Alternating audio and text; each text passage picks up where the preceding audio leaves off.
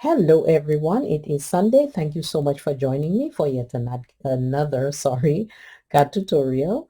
Thank you so much for my long-standing subscribers as well as new subscribers and in between. Without you guys, I would not feel motivated to even do those videos every Sunday, regardless of whether it's boring or not. So I thank you so much for that. So today I will be looking at working with some African print stencils that I had. Some time ago, I had done a couple of, patterns, but I didn't really like them. So instead of throwing them away, as you can see, I made those from here. So instead of throwing it away, I decided to try utilizing it a different way because I didn't like it was just a little bold for me. So I wanted to kind of, offset it a little bit. So um, what I did was I went ahead and used some hexagons. I think that's what they call them. And, so that I can get those pieces out to utilize in um, my, mat, whatever you want to call it. So I'm going to go ahead and get started. And this is basically the piece that I'm going to be attaching. Now, it's white, of course, by all means. So that's why I kind of didn't want the whole thing to be, that loud. Because, African prints can be very, vibrant. And I guess I was not too up to getting it that vibrant, I guess.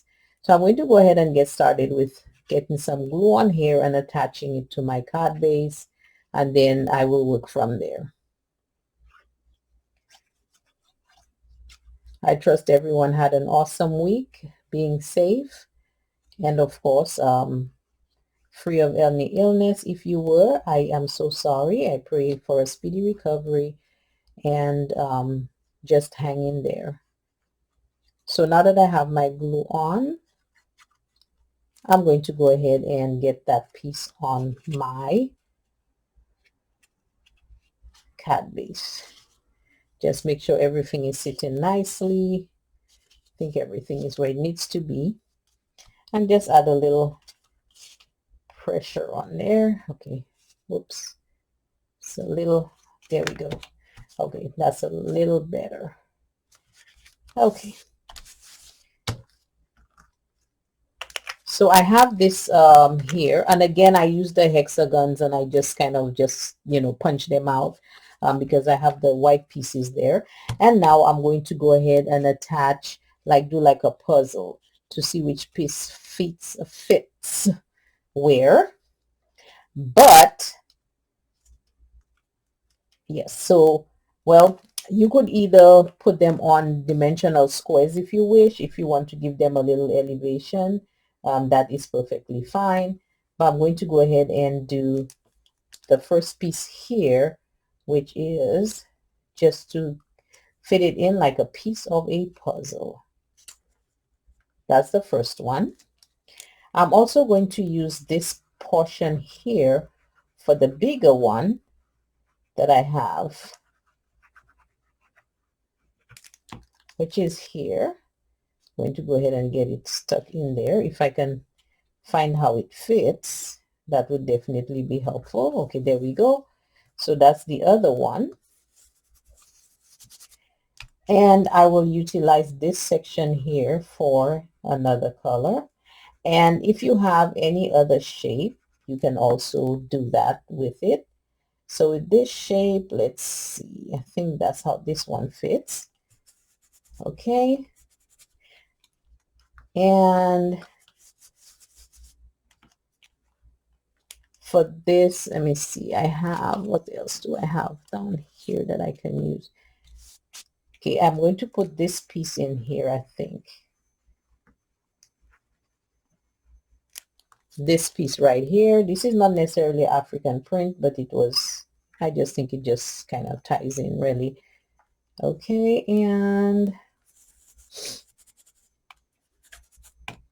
and this is not necessarily where I wanted this to be, but I will just put it in here. Doesn't matter really. Or I can just use the white piece maybe, and maybe give it a little color. You know, that's another option. So let me just give this a little color here really quickly, maybe with one of those designs here, and we shall be good to go. I'm going to go off the beaten path and use, whoopsie, I'm going to use Mermaid Lagoon. I'm just going to color it up here a little bit, just really quick, because I wanted a different pattern in there. Really, I don't want the same thing so close. That's that. And then I am going to go ahead and use the stencil. Let's see what I can use. Maybe this, I can put this on here. Yeah, perfect. So let me do this really quickly, guys. Thank you so much. Appreciate it. I'm going to put, yeah, maybe like a purple. I just feel like being a little extra right now. And this is wilted violet, so it's not purple. Don't mind me. Okay, so I'm going to do this really quickly, guys. Thank you so much for humoring me on this.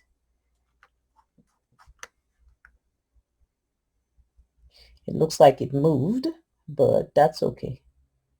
Not the whole thing is going in there anyways, so we shall be just fine. I think I'll just make sure that I have the portion that is going to be in there colored up, and we shall be good to go. All right, so that's it. So set this aside. Let's get this in here. And get this piece stuck in here. That's really all I need. And then I'll cut off the ends or the extra portion of it. Whoops. Oh, okay, so that's the extra portion of the white card. It looks like it's just a little bigger than this. Okay, and then this section here is like opening up the card.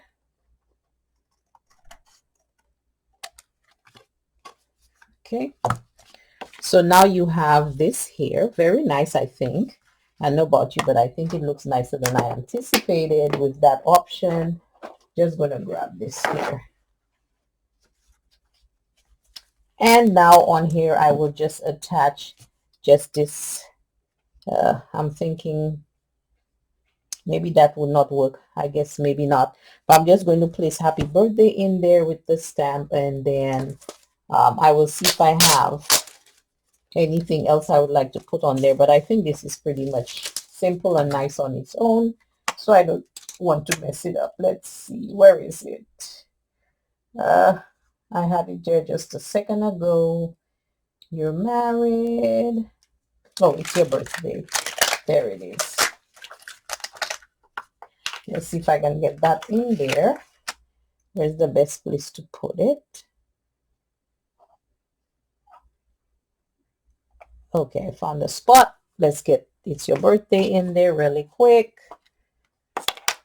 The other thing is I did have my, there we go. Tell you, things keep moving. So I'm going to put it's your birthday in here.